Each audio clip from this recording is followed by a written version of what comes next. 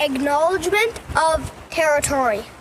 We begin this service by acknowledging that we are meeting on Indigenous land covered by Treaty 18.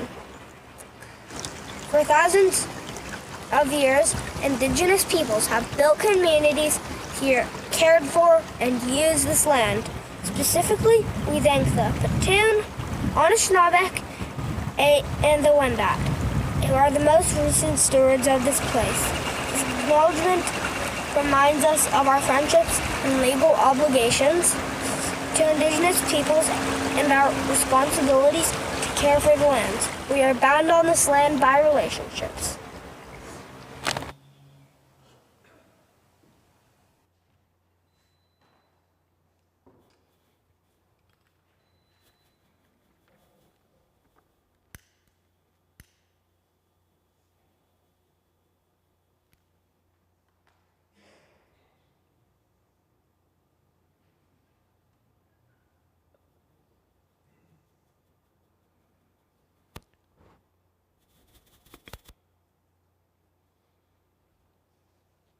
With thankful hearts, we gather here where the doors are wide open to all. We come with open hearts and open minds, thankful that we are children of the light of Christ.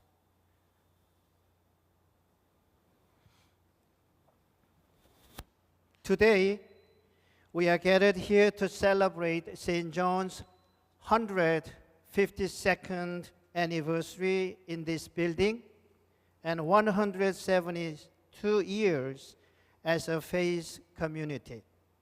We have grown from a small group of like-minded Christians worshiping in private home before 1862 to a growing number attending a small frame church at 44 Victoria Street West to the congregation we are today. Welcome to St. John's United Church, and welcome those who visit us and worship with us together. Particularly, we welcome Reverend Robin Wardrow as a guest speaker and his wife Rita here with us. Visitors are welcome to sign our guest book at the 96 and also join our fellowship in Shilton Hall after this gathering. We have 3 announcements is scheduled. Andy Owen first, please. Ken Pratt and Pat Morris, please.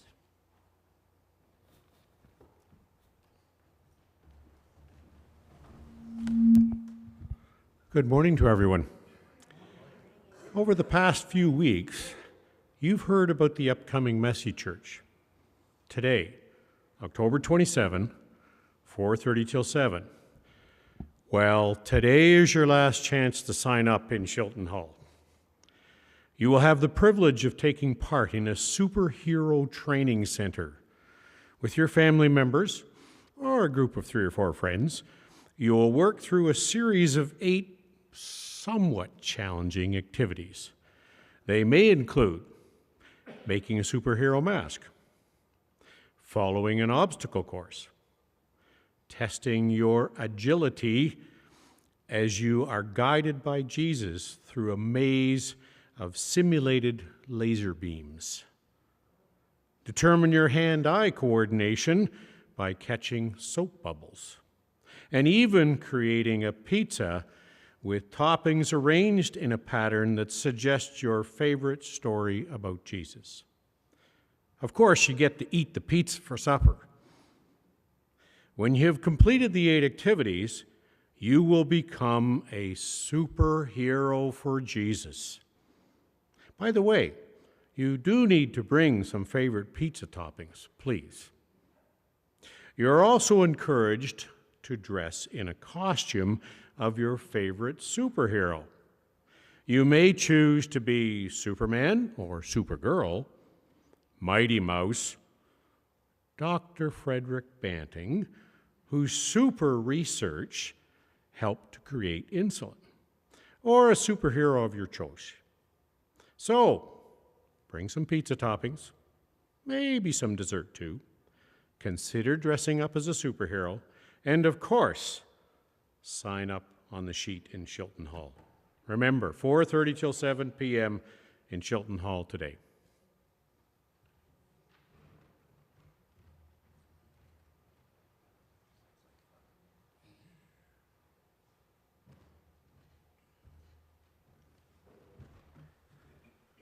Good morning.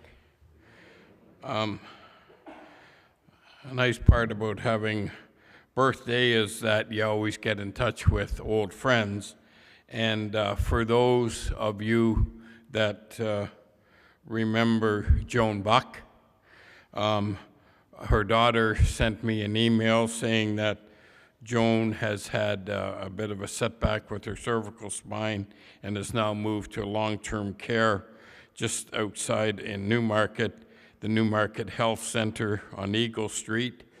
And she would love to hear, she can still read and her mind is sharp as a tack, it's just her mobility. So for those of you who remember her, want to drop her a card, contact me. I can give you the address again, but she always asks whenever I talk to her about how everybody is in the congregation. She's never forgot us. So I told her I would remind her to the congregation.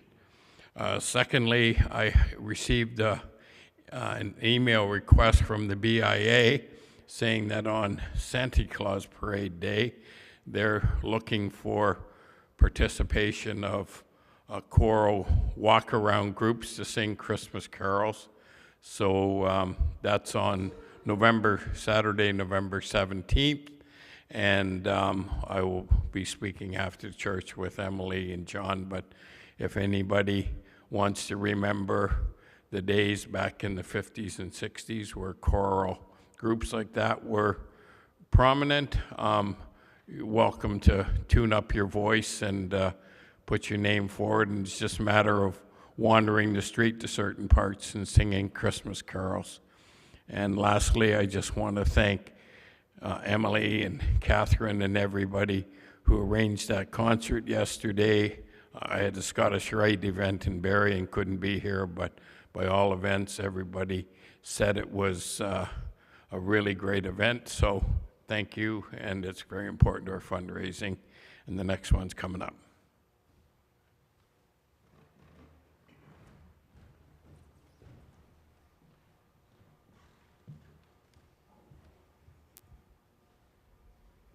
Good morning.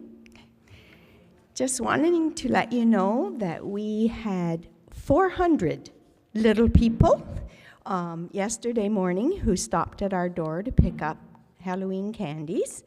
I think witches and Spider-Man won the race for the most. So we do have some candy left, so we have chosen to divide it up amongst the food bank, shift, and my sister's place so that they all have some treats for next week when Halloween rolls around. I would like to thank the people who worked yesterday morning, our puffin, our French toast organist, our cowboy, Tim, our pioneer lady was me, and our colors of harvest was Mary, and our beautiful witch was Heather. So we had a good time. Secondly, we had, as Ken was saying, our concert last evening. They were wonderful. We had 78 in attendance, and I do thank all of the concert committee for their help, and I thank every one of you for supporting both events. Thank you.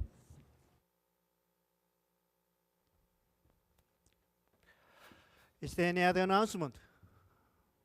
I hope not. If not, I invite you to turn around and to pass the peace of Christ to one another, saying, peace be with you, responding and also with please. Peace be with you.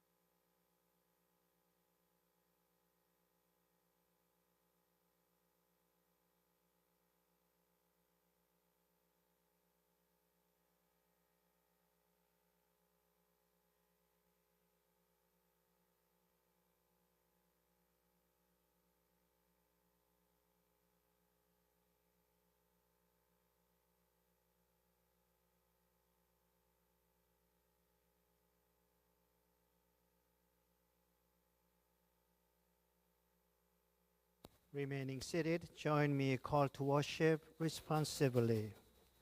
Seeking God's way, unsure of what lies ahead.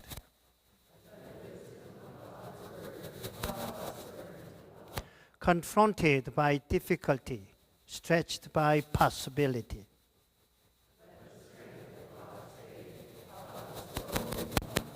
Challenged by setbacks, disconnected or confused.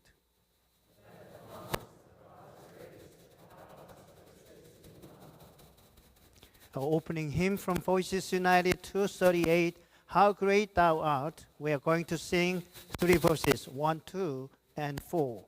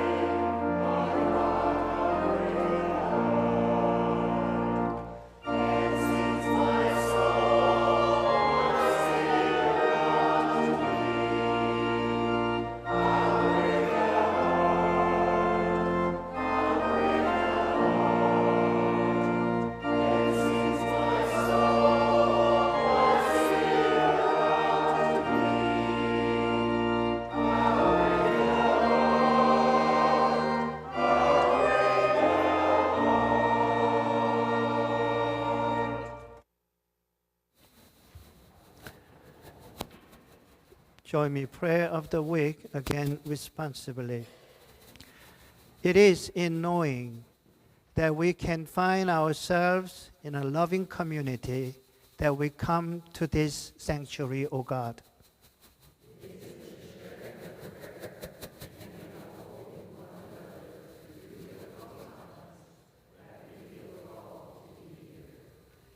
It is in singing together that our spirits are uplifted.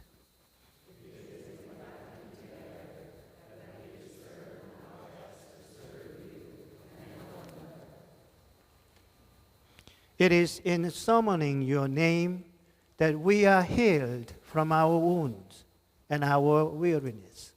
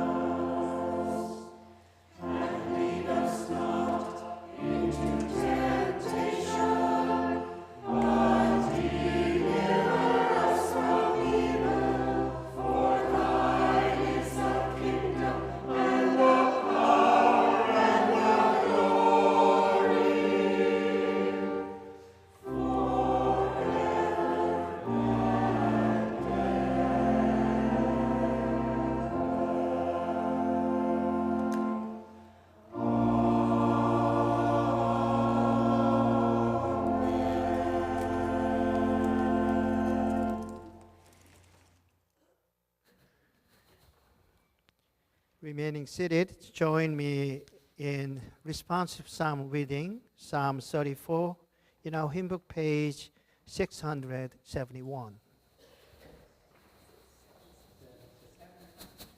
761. Thank you.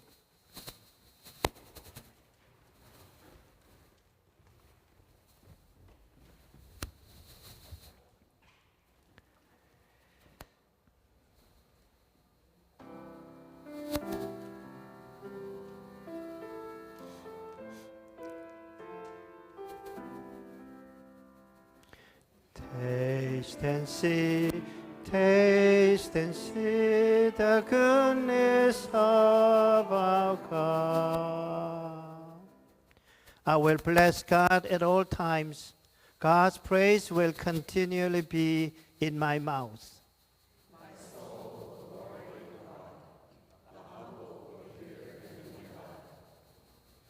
Oh, magnify God with me. Let us exalt God's name together.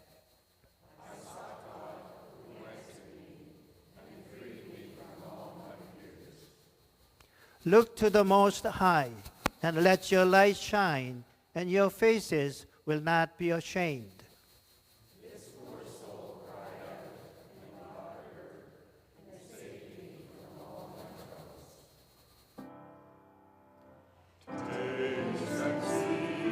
Taste and see the goodness of our God. Your angel, O God, keeps guard over those who fear you and delivers them.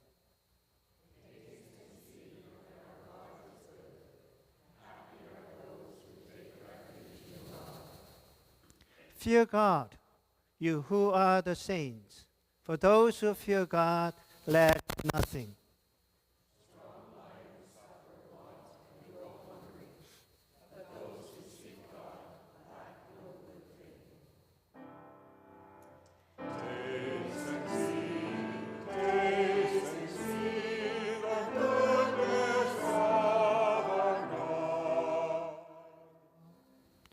Come, my children, and listen to me. I will teach you the fear of God.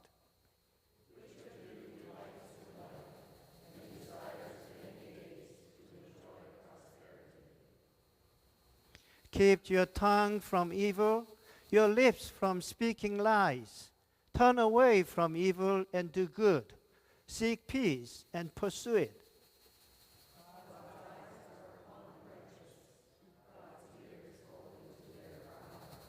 God, God's face is set against evildoers to blot out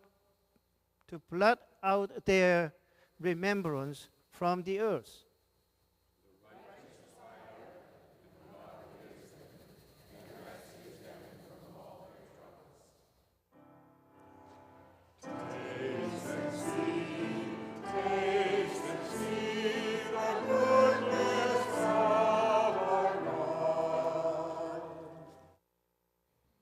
God is near to the brokenhearted and saves those who are crushed in spirit.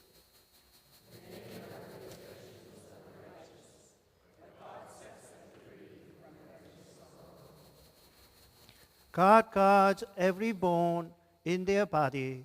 Not one of them will be broken.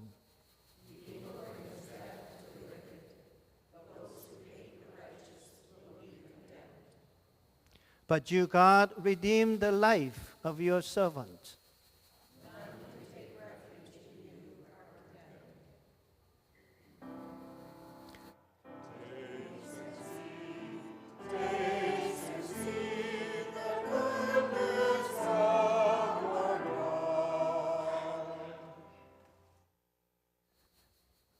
The second reading is taken from the Gospel of Mark, chapter 10, verses 46 to 52.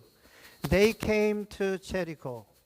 As he and his disciples and a large crowd were leaving Jericho, Bartimaeus, son of Timaeus, a blind beggar, was sitting by the roadside.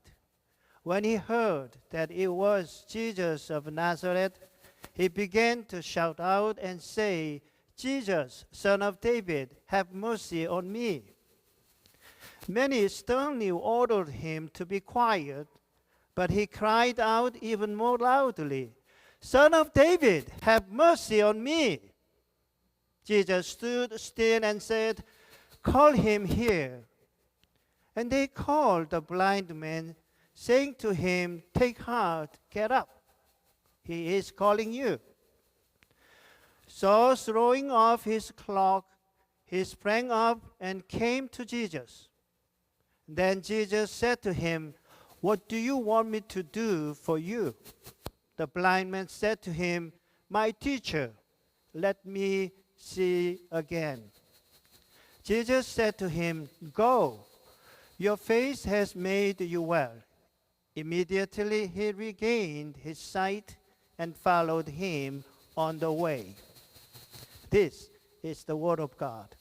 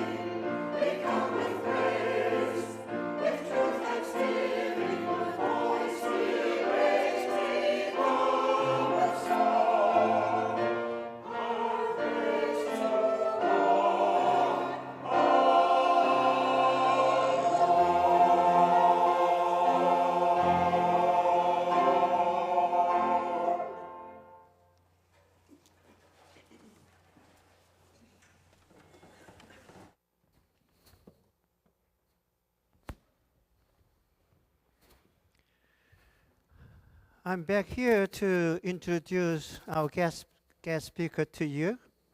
Reverend Dr. Robin Wardrow grew up in Oakville and Waterford, Ontario. Robin is married and has 2 adult sons, ordained by Hamilton Conference in 1980. Robin served churches in Fogo Island, Newfoundland, Hamilton, Sioux Lookout. Is the correct pronunciation? It sounds like Sioux,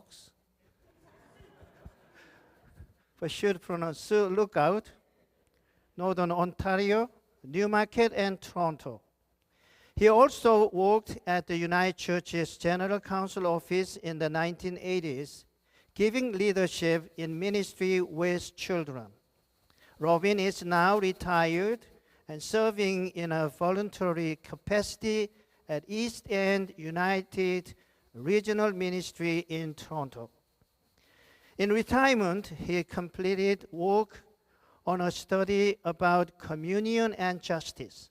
He works with others on current issues, including peace and justice in Palestine and Israel, food insecurity.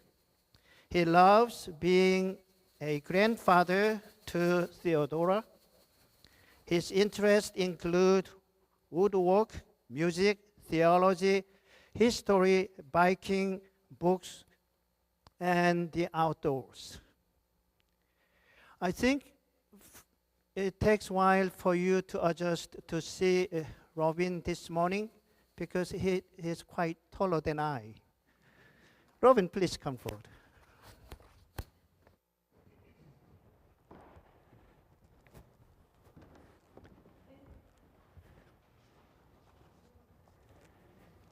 Thank you for that kind invitation, Sungmin, and the introduction. Much appreciated. I've had a very warm welcome at St. John's, and so good to be with you on this special day. Sorry to have my back to you, choir, but you can't fall asleep when everyone's looking at you. I think we met on the golf course, is that right? Or maybe, yes. And Sungmin has seen me play golf, and he invited me to come today anyway. So let's hope my preaching is better than my golf. It's wonderful to be here again. I was here with Rita for an amazing teaching session on colonialism and decolonizing our minds. The whole new understanding we're getting of our right relations with First Nations people. It was, I think it might have been downstairs under the sanctuary, I'm not sure, but it was a good, very good session 10 or more years ago. And I had the pleasure of working for many years with Heather Power, who I believe was a former minister here. So I have wonderful associations with St. John's, Alliston. Anyway, a sermon. Some of the Psalms have little prefaces that go before them, before you get into the actual poetry, explaining where they came from. And Psalm 34 is one of them. So we didn't hear it in worship, you never do. It's only if you're reading the Bible. But the one for Psalm 34 says this: a psalm of David when he feigned madness before Ahimelech, so that he drove him out and he went away. Really? This sounds like one of the conversations where a person starts in the middle of something and expects that you know what they're talking about.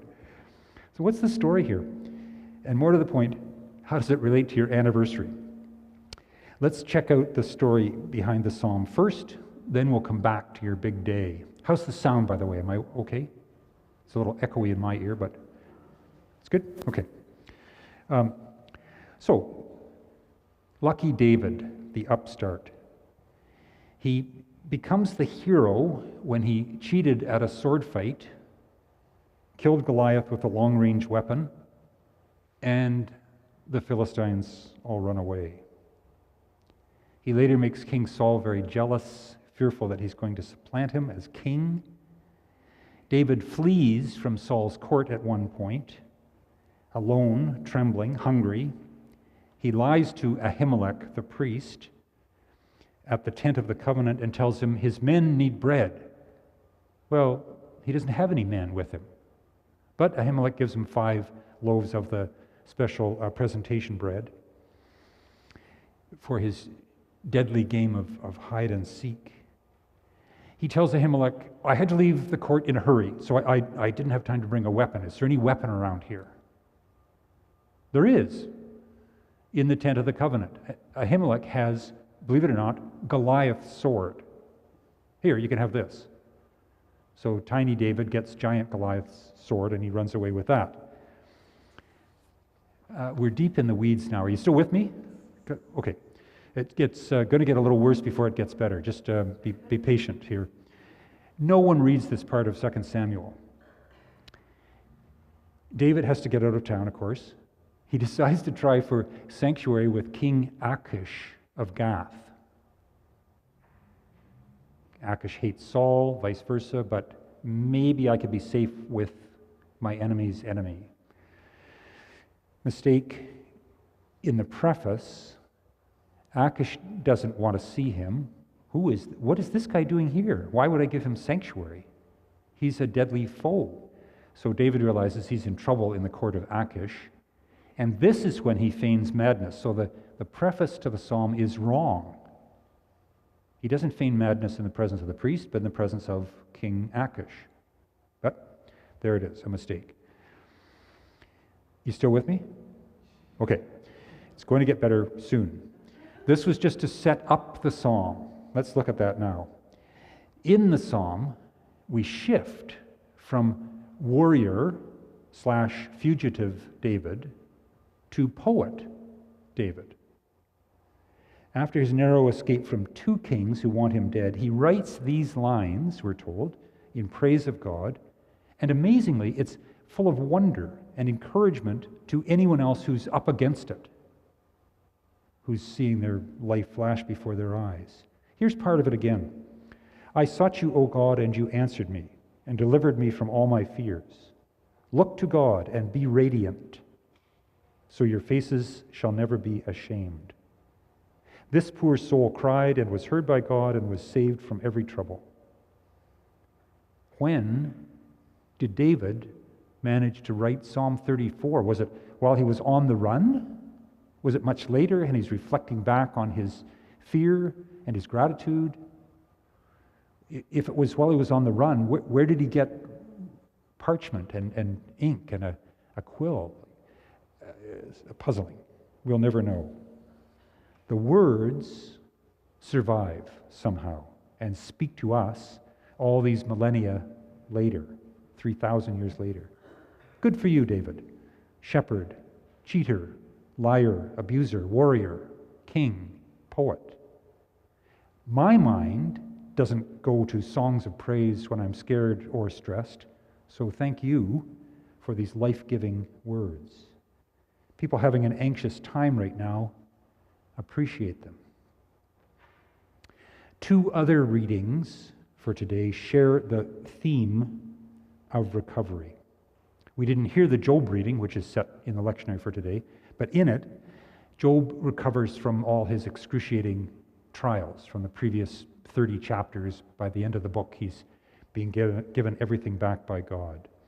Bartimaeus recovers from blindness, as we heard. A collection of narrow escape readings. It's as if the same church somehow survived a big fire that destroyed many other buildings around it, and then later had its steeple blown off and kept on ministering anyway. Like that would ever happen. This is where we get around to your big day, St. John's. 152 years of this building, 172 years of the congregation and counting. Congratulations. In 1872, when the building went up, this building went up, Methodists and Presbyterians were still trying to patch up their many divisions that had turned them into little slivers of Methodism and Presbyterianism. The United Church was still half a century away. A vicious civil war in the United States was only 7 years past. Canada was brand new still in 1872. Someone named Darwin had just published a book on evolution, a revolutionary treatise. Faithful people got themselves organized to replace the little frame church with where we are now. Beautiful. You've survived the slings and arrows for a long time, including some close calls. There's a line in the psalm from this guy who had a close call for you. Look to God and be radiant. My question for St. John's then is, what are you radiating? And the answer is so good. This is a place of generosity, of care for others, of all creation. And I know now that what I didn't know when I was writing the sermon, and music, beautiful music. Thank you, choir, and all the musicians here. You continue to find meaning in the gospel. You live it out on your part of the planet. Let's talk about that. Radiating, I hear some of you saying. It's tempting to say, dream on, King David. I feel pretty lucky to get up and dressed, thank you very much. Never mind radiating. My knees are radiating, my hips are radiating, some of my finger joints might be radiating. I have medicine for that. Who is this guy talking about radiating? What about just keeping the wheels on? Wouldn't that be enough? Who has the energy? If you're like most churches I know, you have a case of Bartimaeus syndrome. Let me explain. This curious story about a beggar in Jericho. He's heard about Jesus clearly, and his wildest dream has come true. Jesus is coming right by the spot where he always sits, against the wall, where the sun can warm him. He calls out a title, Son of David. Jesus hears him, stops, calls him over. What do you want me to do for you? My teacher, have mercy. Let me see again. And then the curious part of the story, Jesus doesn't do anything. He says, go, your faith has made you well. That's the healing. Bartimaeus gets his sight back. His response to this surprise is to follow Jesus. Okay, so what is Bartimaeus syndrome? I made it up. Bartimaeus had faith, but didn't know it. Didn't believe it. All it takes is for a trusted voice to say to him, you have it, believe, go.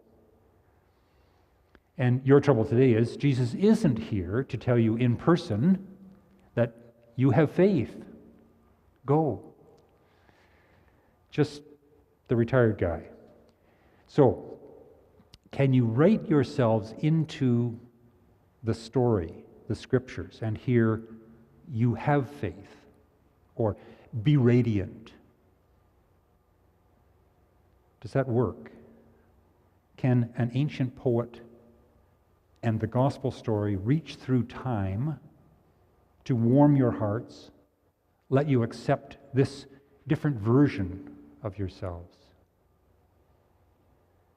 What are we capable of?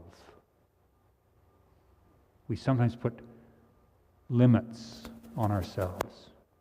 We're like Bartimaeus, sitting by the wall day after day, not seeing. We're capable of more than we think. A couple of stories stuck in mind from years and years ago. You may have heard them too, about troops and things they did in the heat of the moment. There was a fire on a battleship, and if it got close to these enormous, heavy shells, the situation would go from emergency to a catastrophe. So sailors started picking up these shells and dumping them over the side of the ship. Quick, get them out of here. They saved the ship. 4 soldiers in a jeep down a very narrow track of the Vietnamese jungle, another story from that same sad war. And suddenly, the enemy's just up ahead. They're in serious trouble. They have to go back right now. There's no room to turn the Jeep around, no time. No one says a word. They jump out. Every man grabs a corner of the Jeep. They pick it up, turn it around, put it back down, gun it, and get out of there. So, in both these stories, people said afterwards, oh sure, you pick that up and show me. Pick it up. You picked up the Jeep, the four of you, and show us how you did that. Couldn't do it. Adrenaline. Fear. I'm sorry these stories are from war, in this time of maddening war, never-ending violence. My point is that we have greater capacity than we realize. Something wonderful that way happens here all the time. Not fueled by adrenaline, but by something much more long-lasting than that. A group of you gathers, miracles happen here. Lives are changed by this faith community. The community is enriched. The world sees your leadership on Going Green, to name a few of the things that are going on around here. You have faith, in other words. Can you see it? No, because it's routine. It's just what you do every day, every week, every year. It seems ordinary to you. It's not. You're not soldiers facing sudden life or death situations. You're not blind beggars sitting by the wall in Jericho. You are eager followers of Jesus, a larger-than-life figure who is always here with you. I looked up your vision statement. I love it. Celebrate Christ, proclaim his gospel, live his love. Bartimaeus is doing the first part, celebrating Christ, loudly. Shh, don't be yelling at him. He yells louder. He's heard of Jesus and starts shouting the big title, Son of David, when Jesus gets close. Son of David, or you could say Messiah in Hebrew, Christ in Greek. But Jesus hears celebration and need, both, when Bartimaeus opens his mouth and shouts. And the point Mark is making with this story is that the person who can't see is the one who sees most clearly. He's the one who gives Jesus the title, Son of David, Messiah. Bartimaeus trusts, he yearns, he believes that this Holy One has good things in mind for human beings. He celebrates. You celebrate Christ too, every week here. Once he regains his sight, Bartimaeus can join the women and men who are following Jesus, go with them, minister with them, live out the other two parts of your wonderful vision statement, in other words. It wasn't easy for Bartimaeus, I'm sure, and it's not easy for you or anyone living out this vision now. Proclaiming the gospel, for instance, has changed radically in the past 172 years. The United Church used to launch evangelism campaigns. Some of you may remember them from when you were very young. We, meaning the newly United Church of 1925, believed the way to world peace was to bring everyone to Christ, and more than that, everyone to British values.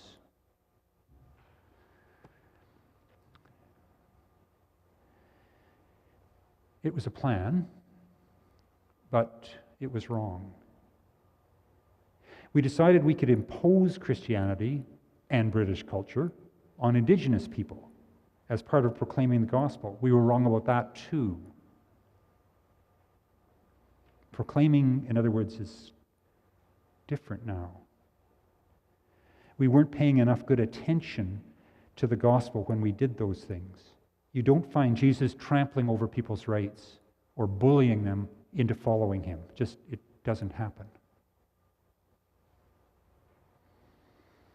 We made expensive mistakes, and we now find ourselves in a delicate situation when it comes to proclaiming. We still believe the gospel is amazing. It speaks to us, it guides us, it inspires us, it centers us. The world takes a very dim view of Christianity, largely, thanks to those expensive mistakes we made for a couple of 100 years or more. Things are different now than they were in 1852 or 1872 or 1925 or the 50s or the 60s. We are learning humility, paying more attention to the words and ways of Jesus, figuring out just what it is we are proclaiming, and ways to do that that are respectful and Christ-like. That brings us to part 3 of your vision statement, love. Specifically, living out Christ's love. Your loving acts in the community, in the world, are good ways to be radiant. These ministries you've got going that engage you with your neighbors, that help comfort, house, feed people, that offer them safe spaces here in the building to work on their issues, they are Christ's love brought to life. Blessings on you. It's a good time to be doing those things. The world seems to be hardening up, taking sides, picking on the vulnerable. It's different here. We see others with Jesus' eyes. He kept seeing possibilities in others. He's just a blind beggar? No, he's much more than that. Neither blind nor begging, but capable of ministering to others. Come with me. We see others. Jesus kept seeing possibility in others as creations of the Holy One. Some of our neighbors here and across the planet are giving up on compassion, on empathy, on solidarity. Here, there is a different understanding, one that channels Jesus' deep humanity, Jesus' love. This stuff is not easy, as I don't have to tell you. We all give in to judgmentalism, intolerant thoughts, impatience from time to time. That's normal. That's being very human. And that's why we keep coming here to listen to the stories, to open our eyes again and again, so we can look within ourselves, look around ourselves, rejoice, and follow Christ on the way. As the world warms, I don't have to tell you, tensions are going to increase. Places like this are cradles of alternative thinking, nurseries of caring, sanctuaries for those caught in storms of various kinds. Congregations like this are going to be more and more essential for this world God loves.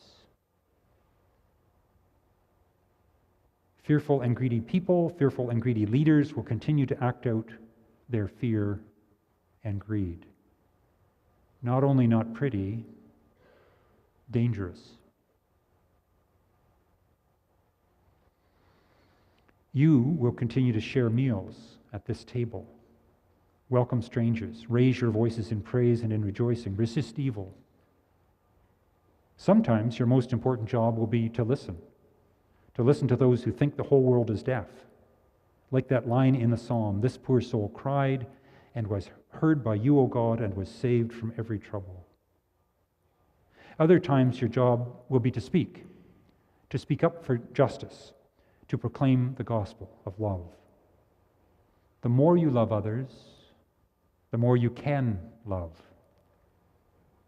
It's like Jesus said to Bartimaeus, your faith makes you well. A virtuous circle. So, almost done. Here we go. Keep the faith. Trust that it matters. Keep on being radiators of Christ's love. Happy anniversary.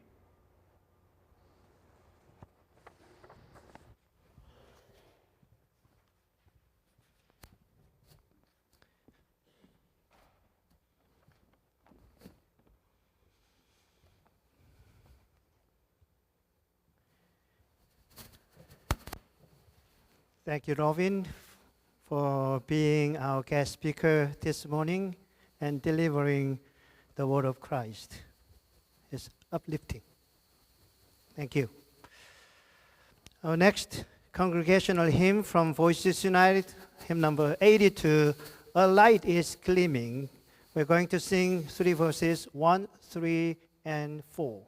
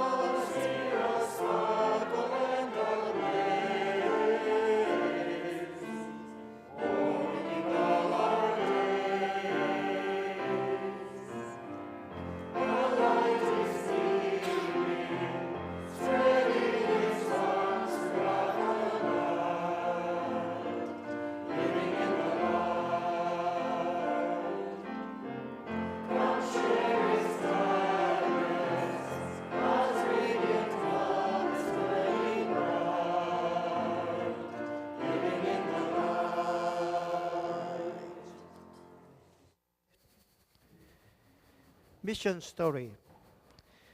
In a part of El Salvador where the climate is harsh and mining projects have impacted the environment, the Association of Economic and Social Development, Santa Marta, is making a remarkable difference.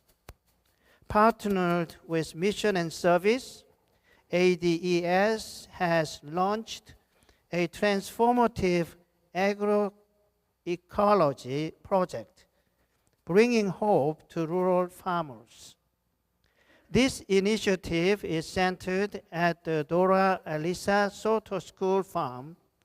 Here, rural families, primarily led by women, learn sustainable farming practices that recycle nutrients into the soil, protect biodiversity, and reduce production costs. Thanks to your generous gifts, this project can equip farmers with training, technical expertise, and native seeds, all while promoting environmental stewardship and gender equality. In a region affected by increasing droughts and disrupted agricultural patterns, this new method helps farmers adapt and thrive. Your support has the power to extend to communities facing several challenges. By contributing to this project, you are not just providing food, you are also empowering families to grow more, sustain their land, and secure their futures. Thank you for supporting projects like this through Mission and Service.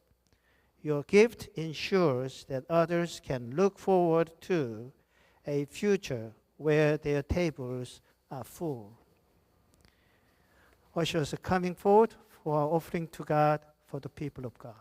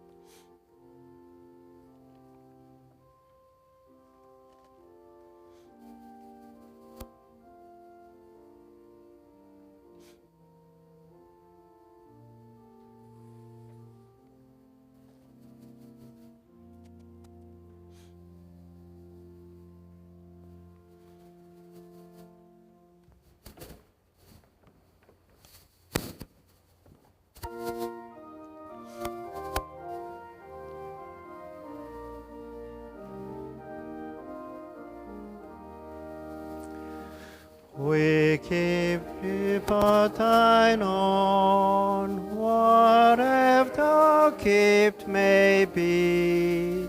All that we have is thine, O Lord, our trust, O God, from thee.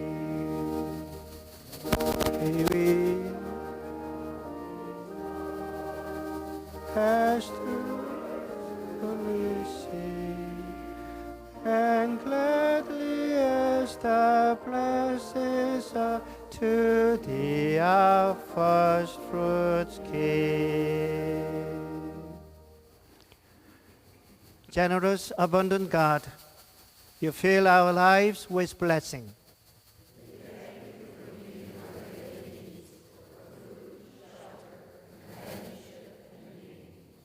We respond with joy and celebration.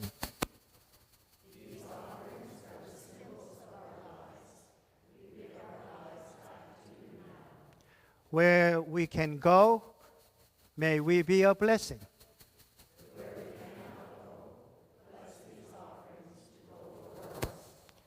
Amen.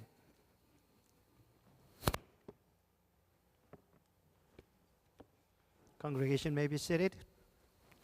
A closing hymn from Voices United 580, Face of Our Fathers.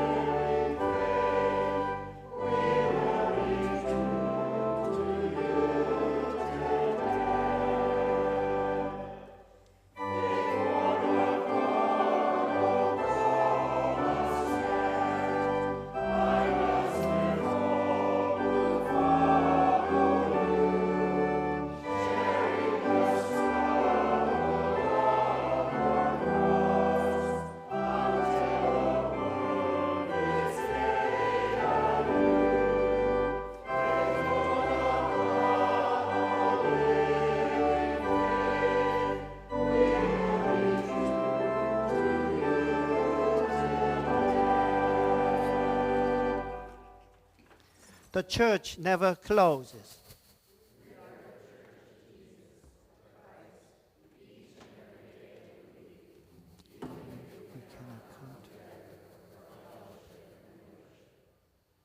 We will serve the cause of the gospel through